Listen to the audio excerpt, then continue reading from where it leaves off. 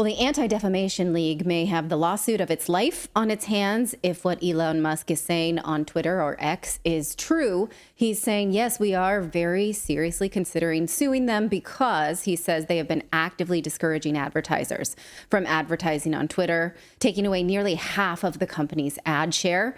How are they doing this? Well, here's just one example we talked about just last December, where the New York Times published their research saying that Twitter was a hateful place. They used that as fodder to tell advertisers not to go there. Now, was it because of hate or was it because of maybe wrongthink? They go on to just publish a list of people they don't like that they think are misogynist or, don't fit the bill for what they think is acceptable. So it's interesting to watch this happen. And it would be interesting to think about what we would get to see watching a lawsuit like this. So Redacted correspondent Dan Cohen joins us to discuss. It would be fair to say that you don't like the ADL. In fact, the CEO once on Twitter called you a jerk. So whereas most media outlets might say you've been critical, let's just say you don't like them. They're not your favorite. So I'm glad for your take on this today. What can you tell us about the ADL in general and what a lawsuit like this might mean?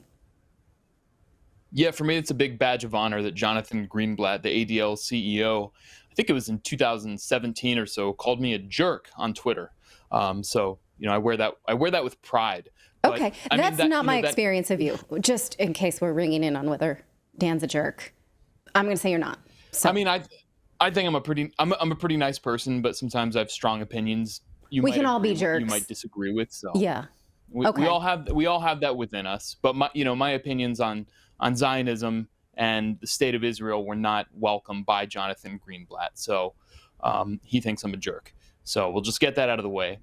Okay. But I mean, the ADL, the Anti-Defamation League, has come into, as you were describing, Natali, has come into some kind of clash with Elon Musk's X, formerly known as Twitter. That New York Times report back in, I think, December of 2022 that said there was this huge spike in anti-Black racism and anti-Semitism since Elon Musk took over was sourced from, there were two sources. One of them was the ADL. So immediately the ADL took issue with Elon Musk. And it's primarily an Israel lobby outfit that seeks to muzzle any speech critical of Israeli policy or call you a jerk, and the special relationship between the United States and Israel to the tune of $3.8 billion per year. So it does this with accusations of anti-Semitism. If you look at its reports, the ADL's reports, you'll find instances of people saying Free Palestine listed as an anti-Semitic incident. So it'll kind of conflate actual anti-Semitic incidents with just people saying, well, there should be equal rights for Palestinians and Israelis. From the river to the sea, Palestine will be free is considered hate speech by the ADL. So it's not really about anti-Semitism as it is about protecting or basically smearing any criticism of Israeli policy as anti-Semitism.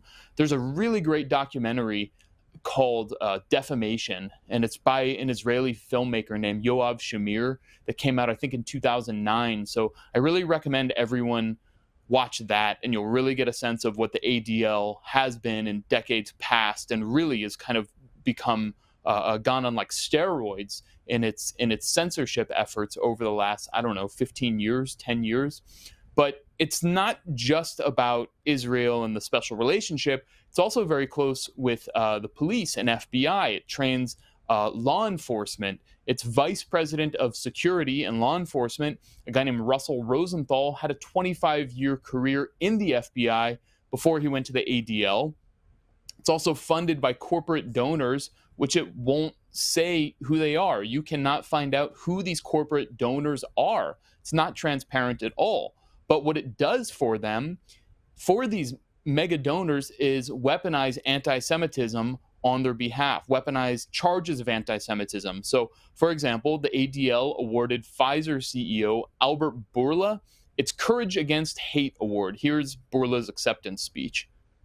This award is especially meaningful to me because it comes from an organization whose mission to stop the defamation of the Jewish people and to secure justice and fair treatment to all, is so critical and so close to my heart. And it calls to mind one of Pfizer's own core values, equity. So then we have the ADL saying that anti-vax sentiment, questioning whether novel pharmaceutical products are good for you or your children. The ADL says that is anti-Semitism. COVID has led to a new form of variant of anti-Semitism. The ADL is also very close with U.S. Intelligence. You have Yael Eisenstadt, who's the head of the Center for Tech and Society, Combating Hate and Extremism Online. That's a part of the ADL. So she's likely to be one of these key figures promoting this idea that hate speech has taken over social media and Elon Musk's X.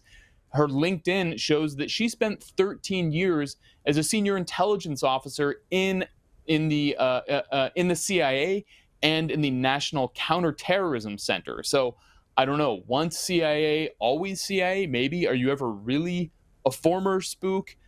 So what is the relationship between the ADL and the national security state? That's a very important question that we don't know a lot about.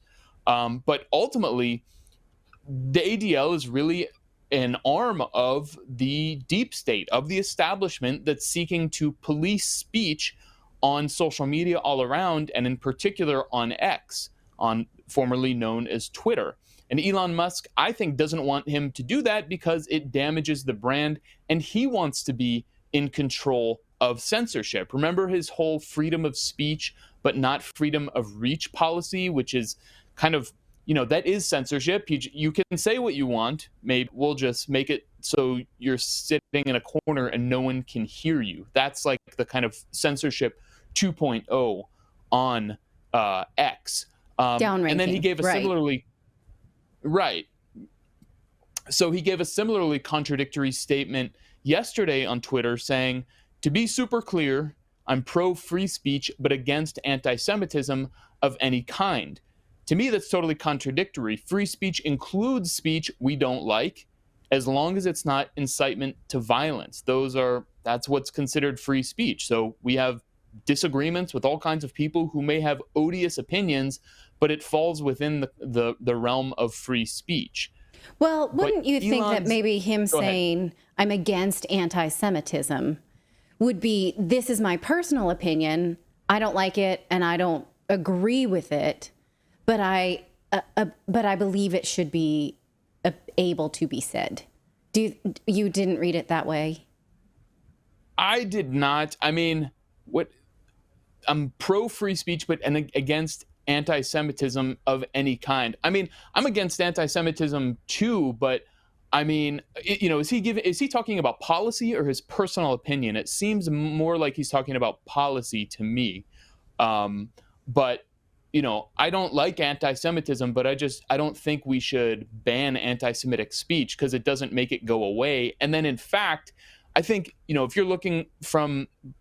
if you're trying to think from like the point of view of someone who is anti-Semitic, it sure looks like it kind of like makes it seem like it's coming true. Like he's being told by the ADL, what to do and what's being allowed to said. So what's allowed to be said. So I'm pro free speech, but not that free speech. Right. Right. And we've talked many times about the broadening of a definition of something that's anti-Semitic. The example you just said, that if you think that you want to say free Palestine, that comes off as anti-Semitic, right? Or, I mean, we've had so many examples that we can think of that, yes, we have to speak out for the widening of the net of things that maybe you may think is an acceptable way to feel. And even if it's not an acceptable way to feel, we have to speak for the speech that we don't like if we're true free speech purists. So I'm not sure how to read that, but something that strikes me about this is that the ADL may have started as this anti-Semitism organization, but now has widened into gender ideology, COVIDism, even, they're after libs of TikTok. that kind of thing. So, it almost feels like ideological creep, and anything that falls under this umbrella of wrongthink just needs to be dragnetted. Am I reading that right?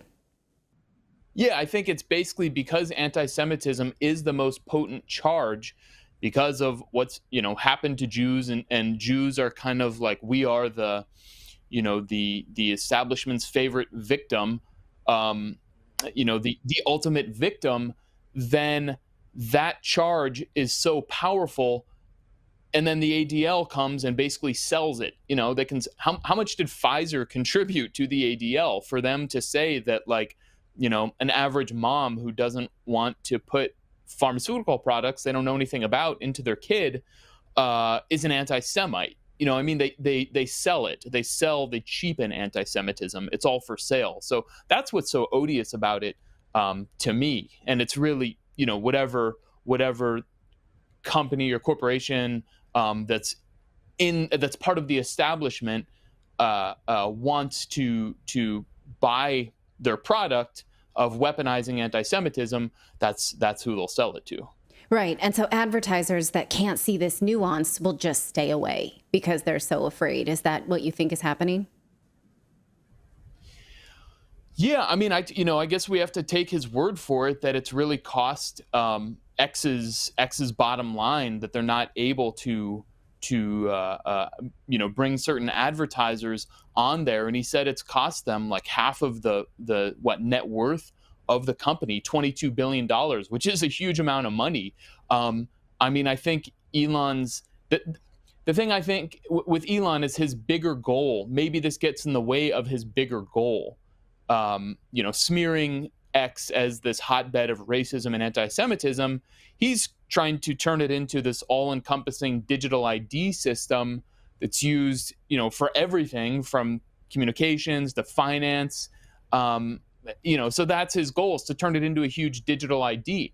The sort of trick or the contradiction to me is that we learned in August that the verification process that Musk is rolling out with Linda Yaccarino, formerly of the World Economic Forum, will be going through an Israeli company called, I don't know how you say, AU10TIX, AU10TIX. And that actually requires a selfie and a government-issued ID. So they can scrape this biometric data. And this company, AU10TIX, is formerly known as ICTS International and was founded by Israeli intelligence veterans. So, I think that Elon Musk is sort of a controlled op in the sense. So if we're gonna, we don't like the ADL policing speech and cheapening anti-Semitism, so we're supposed to go along with Elon Musk's plan to roll out digital IDs. So Twitter, to participate in Twitter, you now have to submit biometric data. That's sort of the nuance that I think we need to see. Right. So behind Elon Musk is not this utopia of free speech and thought and movement in the world. So we need to be careful about that. Exactly. Yeah. All right. Well, thank you for bringing your perspective on this. I look forward to watching this unfold if it does, and what it means for the rest of us for free speech and advertisers and all of that. So good to see you as always. Thanks. That's Dan Cohen for Redacted. Thank you, Natalie. Thank you so much for watching this segment here at Redacted. We are live every day at 4 p.m. Eastern Time, trying to share the stories that the mainstream media will not cover. You should also come over and join our community of Redacted Rebels over at redacted.inc. That's our private locals community where we can share exclusive content that we simply cannot share here on YouTube. Come over and join the rebellion together right now by going to redacted.inc. We'll see you next time.